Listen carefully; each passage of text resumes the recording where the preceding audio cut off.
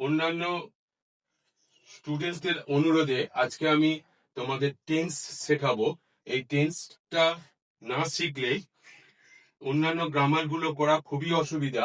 তাই আমি এই টেন্সকে কত সহজে শেখানো যায় এবং কত সহজে শিখতে পারা যায় আমি এই টেন্স গুলো তোমাদের শেখাবো। টেন্সকে সাধারণত তিনটে ভাগে ভাগ করা হয়েছে। একটা হচ্ছে প্রেজেন্ট টেন্স, একটা হচ্ছে পাস্ট টেন্স, একটা হচ্ছে ফিউচার টেন্স।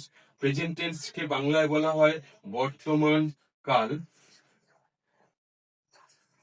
পাস্ট টেন্সকে বাংলায় বলা হয় অতীত কাল।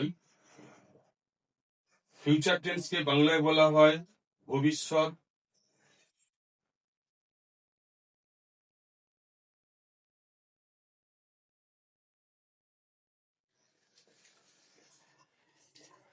ভবিষ্যৎকাল। এই প্রত্যেকটা টেন্সকে আবার চারটে করে ভাগ করা হয়েছে। চারটে করে ভাগ আমি তোমাদেরকে আজকে একটা ভাগ বলে দিচ্ছি। প্রেজেন্ট টেন্সের present indefinite tense.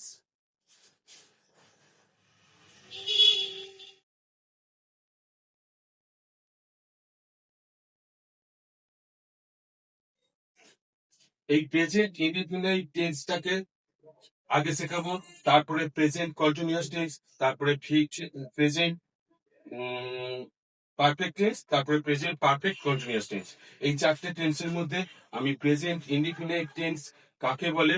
Present indefinite tense হচ্ছে বর্তমানে যে কাজ চলছে তার কাজ এখনো পর্যন্ত সম্পূর্ণ হয়নি, ভার্বের এরকম টেন্স বোঝালে তাকে বলা হয় প্রেজেন্ট ইনডিফিনাইট টেন্স। এই প্রেজেন্ট ইনডিফিনাইট টেন্স কে সহজ ভাবে শিখতে হলে, যেমন ধরো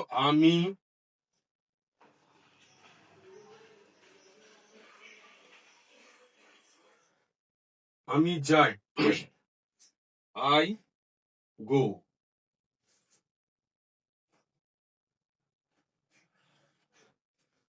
সে যায়, সে যায় এর বেলায় হবে হি গোজ। সে যায় এই কর্তা যদি থার্ড পারসন সিঙ্গুলার নাম্বার হয় তাহলে ভার্বের সঙ্গে এস বা ইএস যোগ হয়। এটা মনে রাখতে হবে, না মনে রাখলে কিন্তু ওটা সব টেন্স ভুল হয়ে যাবে।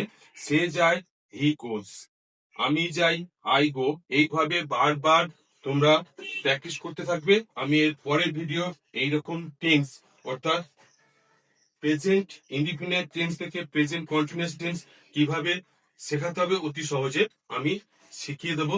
তোমরা এই চ্যানেলটা সাবস্ক্রাইব করে রাখবে এবং ফেসবুকে ফলো করবে, তাহলে তোমাদেরকে অতি সহজেই আমি টেন্সটা শিখিয়ে দেব। ধন্যবাদ।